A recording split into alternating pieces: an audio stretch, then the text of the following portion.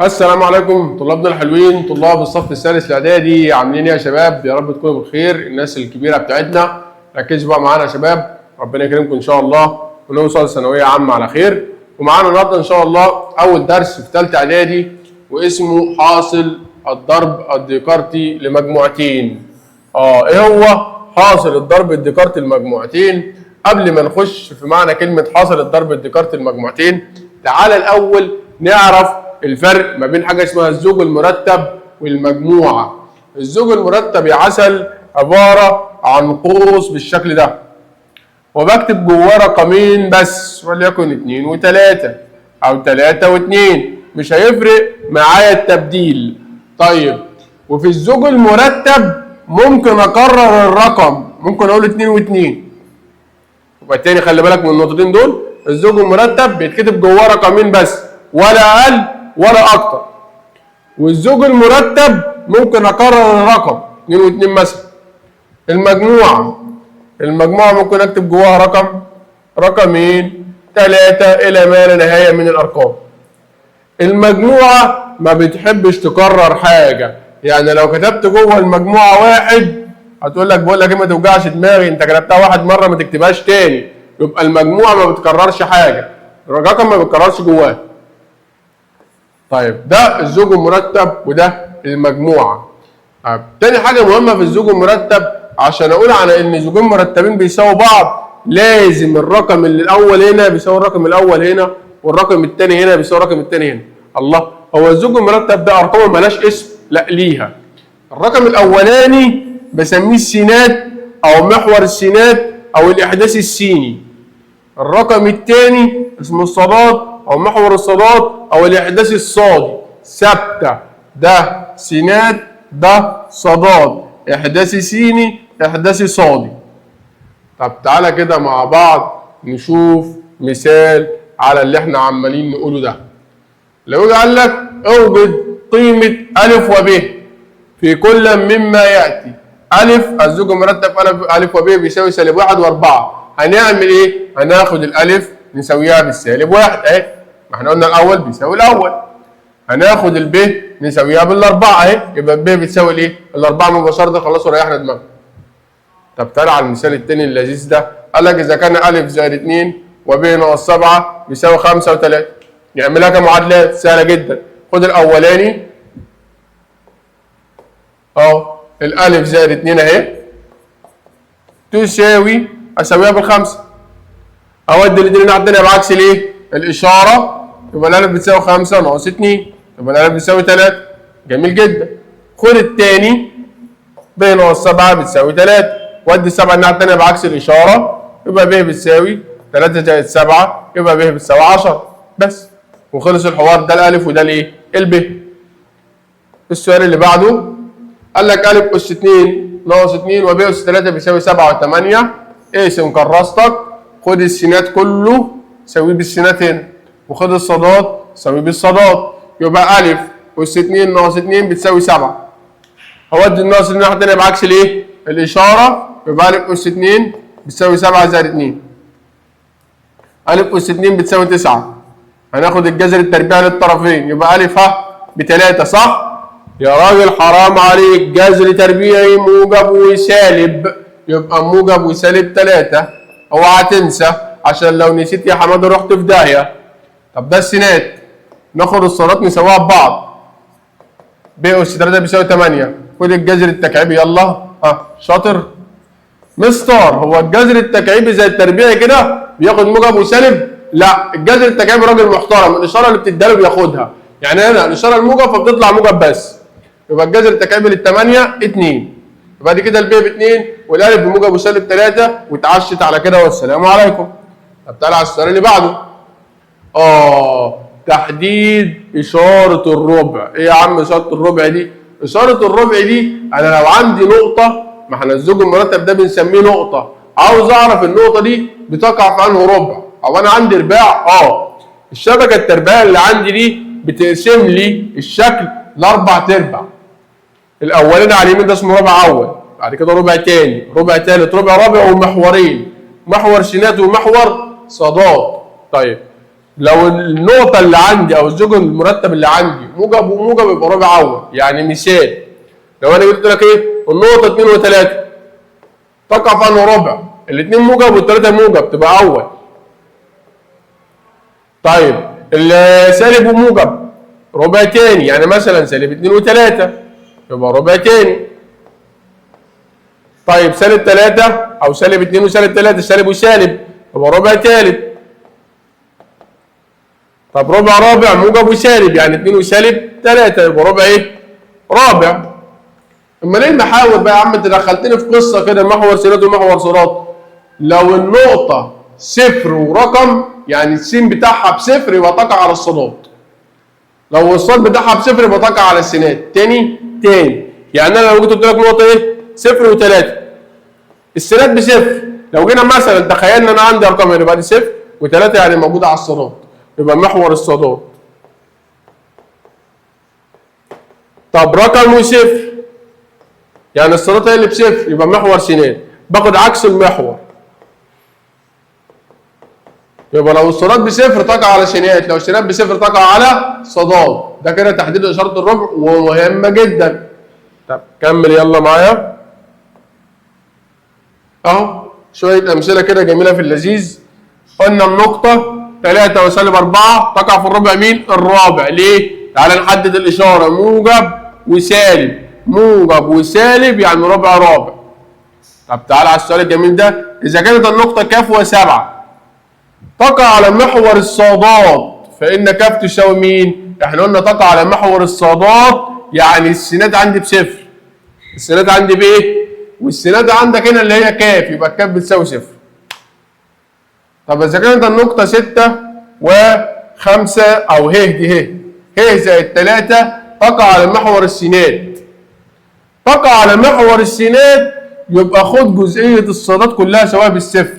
يعني هنقول له ه زائد 3 تساوي صفر. هنودي زائد 3 الناحية التانية بعكس الإيه؟ الإشارة هتبقى ه بتساوي سالب 3 يبقى ليه كده بسالب 3. تاني هو لك تقع على محور السينات يبقى خد جزئيه الصادات كلها سواء بالصفر وودي الناحيه الثانيه بعكس الايه؟ الاشاره. تعالى على السؤال الجميل ده. قال لك اذا كان س وصاد تقع في الربع الثالث. الربع الثالث تعالى نترجم كده. الربع الثالث يعني ده سالب وده سالب. فان س في صاد علاقته ايه بالصفر؟ هيبقى اكبر. ليه؟ ما هو ده سالب وده سالب، فالمفروض يطلع سالب يا مستر. لا، ما كلمه س صاد يعني س في صاد.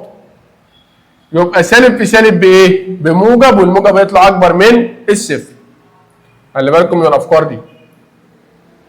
طب تعالى بقى نخش في اسم الدرس النهارده. هو كل ده ما دخلناش في الدرس، لا احنا كنا بنعمل حاجه تمهيديه. تعالى بقى نكمل في الدرس. حاصل الضرب الديكارتي المجموعتين اذا كانت س وصاد مجموعتين. يبقى حاصل الضرب الديكارتي او التعريف بتاعهم س في صاد بتساوي ا وب زوج مرتب حيث ا ينتمي لس وب ينتمي لصاد. خلي بالك من التعريف ده ان ساعات بيجيب لك ده كده ويديك اختيارات ويقول لك ده بيمثل ايه؟ س في صاد ا في ب ع في ل. خلي بالك. تاني حاجه اسمها نون س في صاد تساوي نون س في نون صاد. استنى بقى عليا بقى. ايه نون س في صاد دي؟ نون س في صاد يعني عدد عناصر س في صاد. طيب عدد عناصر س في صاد بتساوي ايه؟ بتساوي عدد عناصر س في عدد عناصر صاد. تعالى ناخد مثال ونفهم منه الدنيا دي عشان احنا مش فاهمين حاجه من اللي انت عمال ترغيه ده. بس تعالى اقول لك شويه ملاحظ وبعد كده نخش في الامثله. لما يجي يقول لك س في فاي، مين فاي؟ حد فاكر؟ فاي دي المجموعه الخاليه. المجموعه الخاليه س في فاي بيساوي فاي في س بتساوي فاي.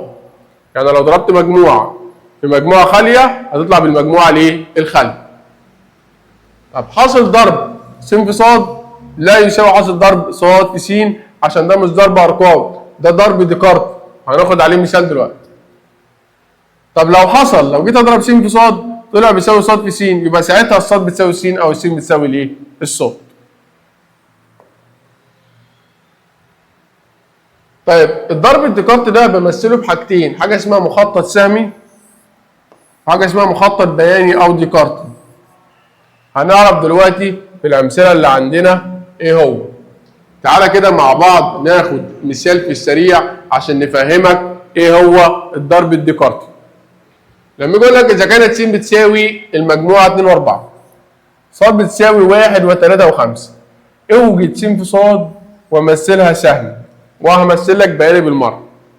طب تعالى بس بالراحه كده، هو يعني ايه س في ص؟ يعني ناخد اقول لك مثلا 2 في 1 ب 2، 2 في 3 ب 6، 2 في 5 ب 10؟ لا، الضرب الديكارتي غير جدول الضرب بتاعنا.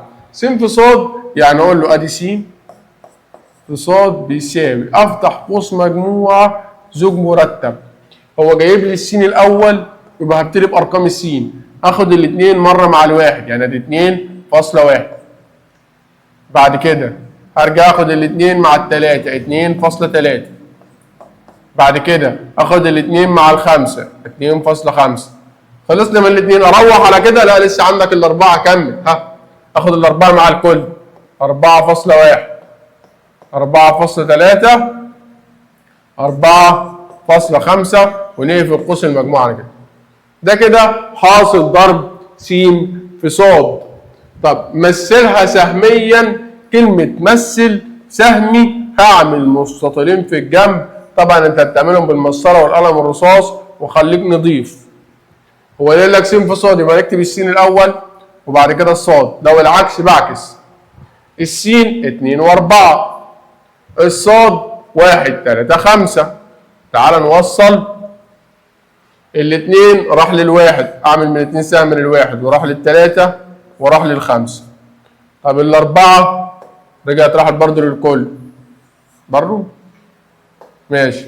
الاربعه راحت للواحد، والاربعه راحت للثلاثه، والاربعه راحت للايه؟ للخمسه. ده كده مخطط سهمي.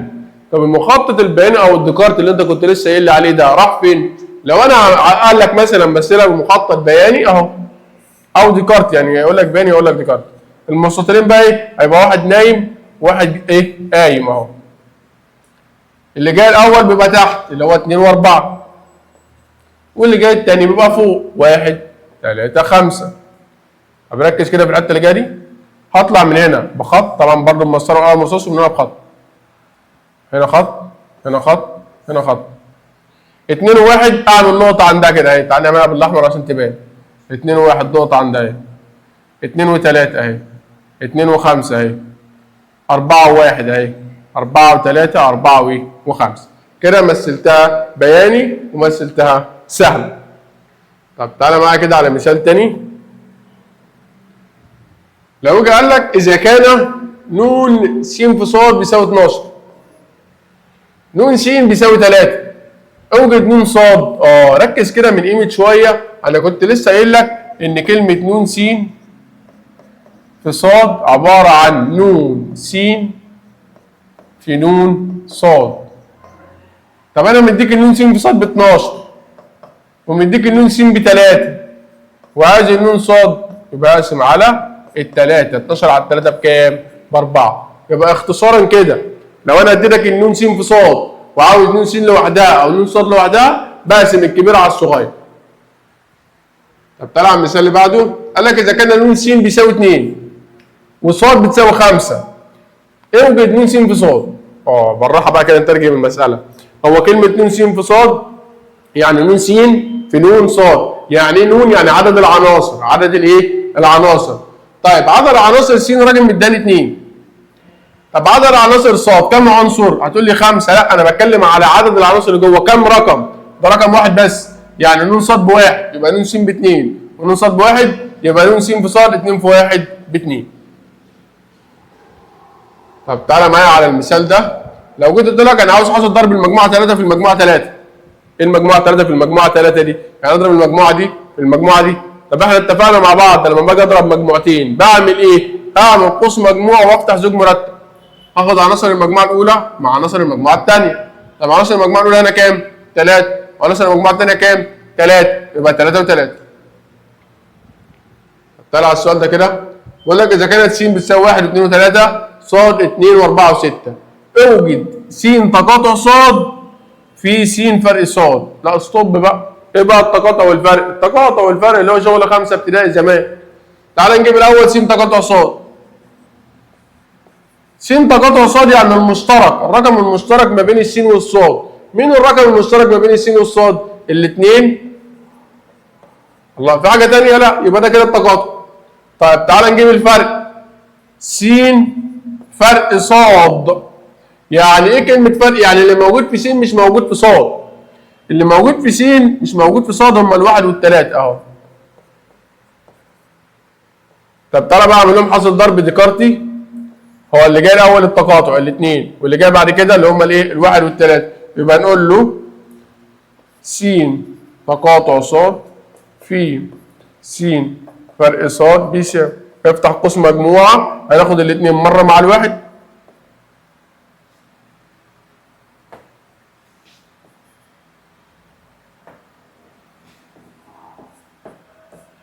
والاثنين مرة مع الثلاثة، وفي القوس المجموعة زوج مرتب. يبقى انت كده جبت س تقاطع صاد في س فرق صاد.